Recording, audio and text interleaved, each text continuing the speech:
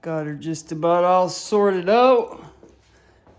Grab that TB electric screen mount.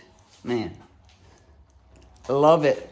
It lets you flip the legs around so you can have it sit, you know, like the OEM one did, kind of farther up here, or you can have it tucked down here. Because these little legs right here on the mount will actually flip around. This is all aluminum. So it comes with the bracket, and it's big enough to fit over a direct mount Warp 9 stem. And I mean, comes with a glass cover for this. I mean, this thing is bulletproof. I'm really impressed with it, guys. That and the heavy hitter skid plate. And then I just threw on the ASV unbreakable levers.